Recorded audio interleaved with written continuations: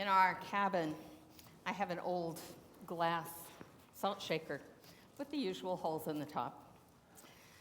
After the first few months, the salt refused to come out, just stuck down there. And I recalled, in moist places, you need to put a teaspoon or so of rice in your salt so it can keep from crusting up and refusing to sprinkle out. And indeed it works. In Jesus' day, salt was much more. It preserved, purified, helped heal wounds, brought out the flavor of food, or masked it, depending. It was so highly valued that it was often part of one's wages, even a commodity exchanged for as high as ounce for ounce with gold. It also signified the people's gift to God when presenting sacrifice that had been salted, and a sign of God's gift to us. Now, it doesn't hold nearly so much power now. We think of it mostly for flavor, to treat icy sidewalks, make ice cream. In my youth, we would put salt on a mosquito bite, and it worked. Kept you from itching because salt has antiseptic and anti-inflammatory properties. But not life-giving, right? Well, when Jesus calls us the salt of the earth, it's a metaphor about letting salt come out of the shaker or elsewhere and do what it was meant to do. Here's the thing. Salt cannot work from a distance. Salt must touch something in order for it to work. Its value is in what comes from that connection, from that touch. To say we are salt of the earth is to say we are God's beloved family, built for fruitful connection. And that identity cannot be kept to ourselves all alone. It would be like the salt stuck in my salt shaker. You may have heard that in Jesus' day, people's importance to a host, say, could be ranked by how far down the table they were from the salt cellar. Really? I found it fascinating that even Leonardo da Vinci painted a salt cellar onto the table in the Last Supper. You ever notice that? Go look. It's pretty surprising. And it's seemingly right at the elbow where Judas has knocked it over. Was Da Vinci indicating rank? That it was spilled out for everyone? Perhaps in the spilling, he showed Judas refusing the blessing of Jesus' salt? And what good could it be to anyone if just spilled out on the table? In a way, light is much the same. It needs to be reflected or touch something to be seen, to be useful. In those days, Jews would call a famous rabbi a lamp of Israel. And they believed no one could kindle their own light. Only God lit Israel's lamp. They understood we could only shine with borrowed light given by God. So let's think about that bushel basket thing. Oddly, they were mostly made of pottery, and they were special sized to measure dry goods. And they were always made large enough to put on top of a lamp, over a lamp. Lamps were boat-like vessels with a floating wick, and they were very inconvenient to relight in those days before matches or lighters. You would light it when you needed light and put it on the lampstand. But you didn't want to have to relight it all the time because that was pretty arduous. So if they needed to leave the house, for safety's sake, they would not leave it in the open. They would take it off the lampstand, set it down, and put this bushel basket or pottery pot over it. That way, you didn't have to relight it, but it could burn without risk until you returned home, when it would be returned to the lampstand and become again the light you could see by. and light a visitor could find their way by.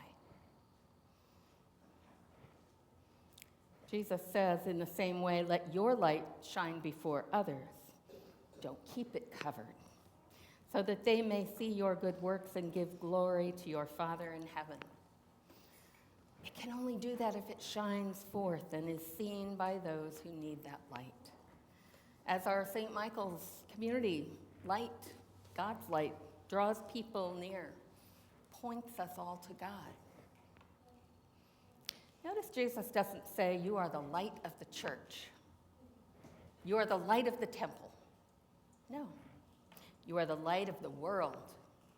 And that light needs to shine wherever we go. In a time of no street lights, no screens with GPS lighting the way, the light on the lampstand guided people to their destination. Living as one who follows Christ, his way, our light makes it clear to other seekers what is that way, a guide and an example. And it happens all the time. A few months back, I was in a meeting and saw a decision in the group kind of ambling towards what I thought was an unwise decision. Finally, someone spoke up and said he was uncomfortable with doing this, and he just couldn't agree to it,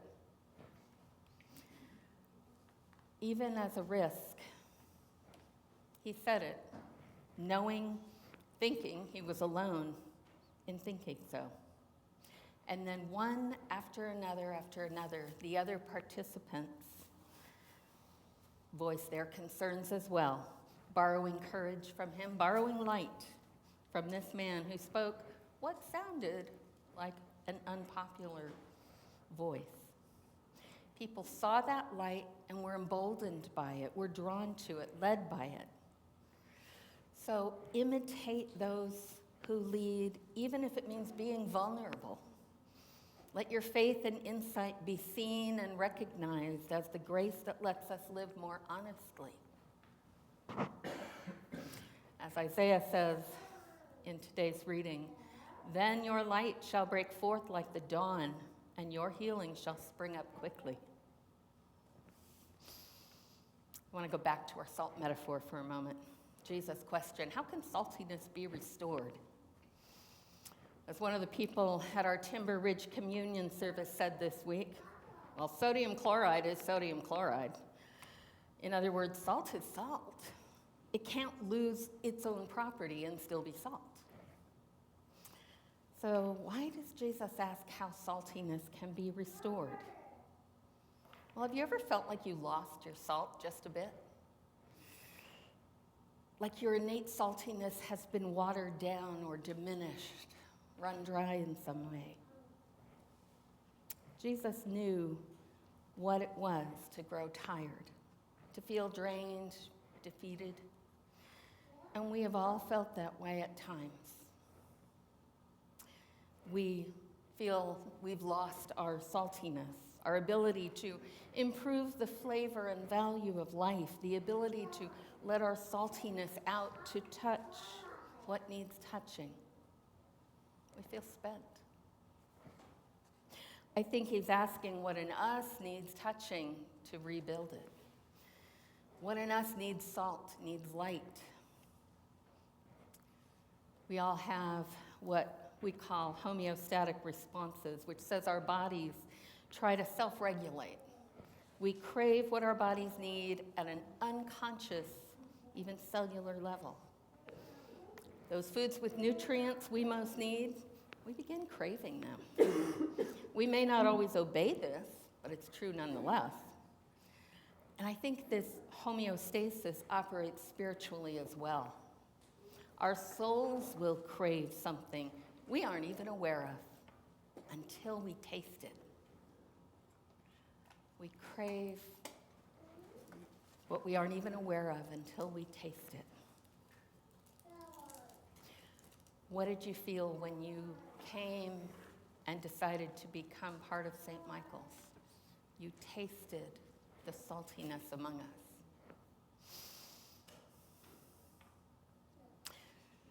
When there's a bright sunny day in the middle of February, We feel lifted and lightened ourselves. We can't get enough of the beautiful light, like a nutrient we're missing. It's even greater than that mood boost from serotonin and endorphin release. And you know, more than once, I've watched someone come to St. Michael's, sit down, and be quite surprised to feel themselves tearful, unsettled, and much relieved. They've come in contact with God's salt here in that way, and they crave more of it.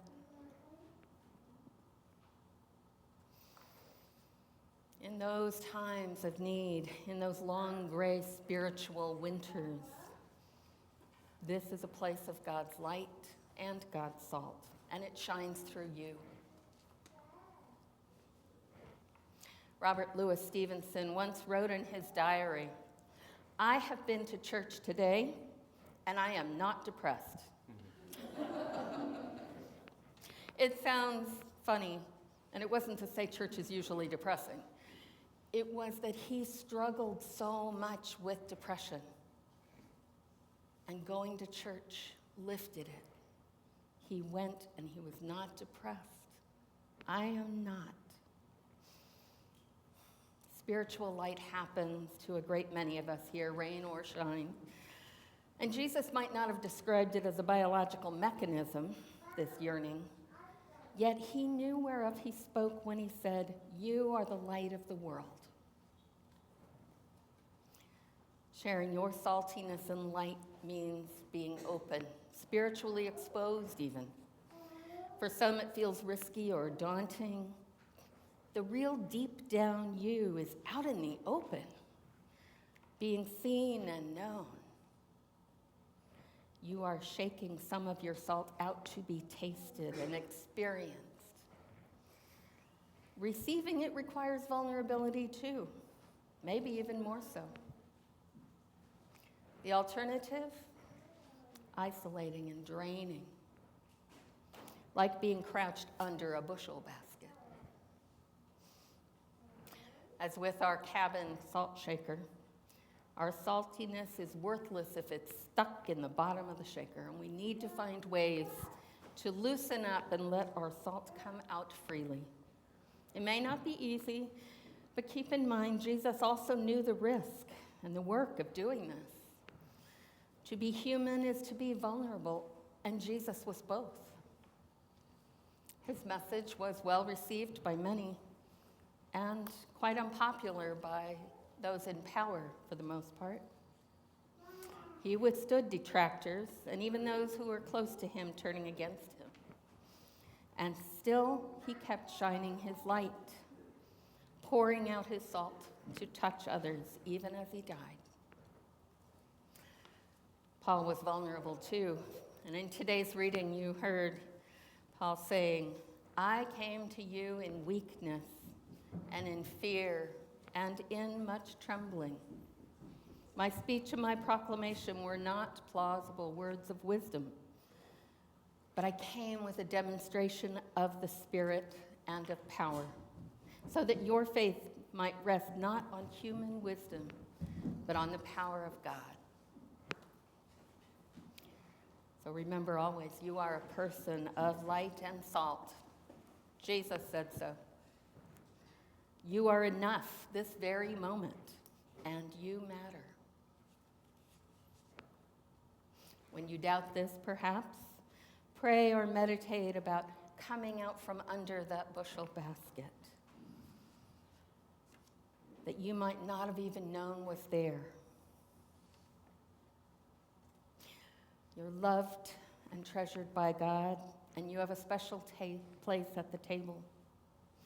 As in the kingdom of heaven, everyone gets to sit near the salt cellar.